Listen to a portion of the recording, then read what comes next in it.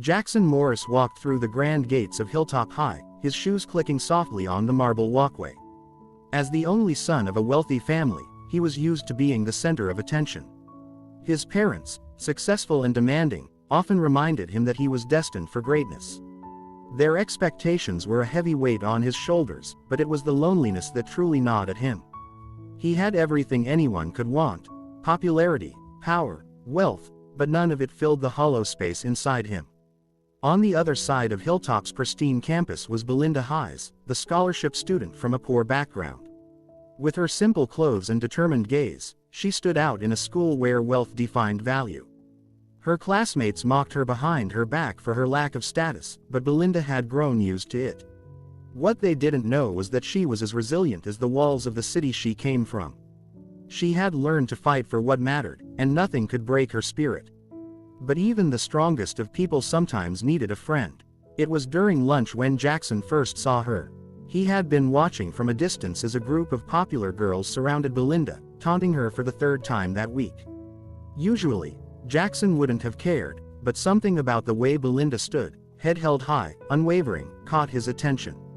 "Is there a problem here?" he overheard Belinda ask, her voice calm but firm. The girls scoffed. "Oh, look, it's the poor girl acting tough. Go back to where you belong, Hayes." But Belinda didn't flinch. She simply turned her back and walked away, leaving them fuming. Jackson watched, intrigued. He had never seen anyone stand up to the bullies with such grace. Over the next few days, he started noticing her in other corners of the school, helping others, volunteering in class, and always putting others before herself. The more he watched, the more he admired her. One day, he found himself sitting beside her at lunch. There was an awkward silence, but eventually, Belinda spoke. "You're Jackson, right?" she asked, a small smile on her lips. "I see you around." Jackson was taken aback by her casual tone, as if she didn't see him as some untouchable rich kid. "Yeah," he replied, trying to act nonchalant. "And you're Belinda, right?" She nodded. "You know, you don't have to pretend to be someone you're not. I can tell you're a good person." The words caught him off guard. He had never been seen that way before, especially by someone like her. As Jackson's feelings for Belinda grew, he found himself torn between the person he wanted to be and the person his parents expected him to be. His father, a wealthy businessman, and his mother, a prestigious socialite, had plans for him to marry someone of equal status, someone who could secure their family's future in the elite circles. When they discovered Jackson's interest in Belinda, their disapproval was swift and fierce. "She's beneath you," his mother had said, her tone icy. "Do you know what people will think? A Morris with a girl like that." His father added, "We've built this family's name with hard work. You will not tarnish it by associating with someone who doesn't belong." Despite his parents' harsh words, Jackson couldn't erase the image of Belinda from his mind. He knew he couldn't go on pretending forever. But under immense pressure, he made a decision that would haunt him for years to come.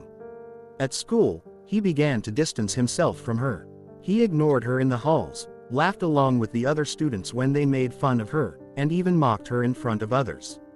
Belinda, confused and hurt, pretended not to notice. But deep down, she knew the truth. She had always known Jackson cared. Still, she refused to show any weakness, keeping her head high even as her heart broke. It was on a school camping trip, deep in the heart of the woods, when Jackson's world came crashing down. Overcome with guilt and confusion, he wandered off alone, hoping to clear his mind. But fate had other plans. As he stepped carelessly through the underbrush, he felt a sharp movement beneath his foot. Before he could react, a venomous snake coiled in front of him, its eyes locking with his.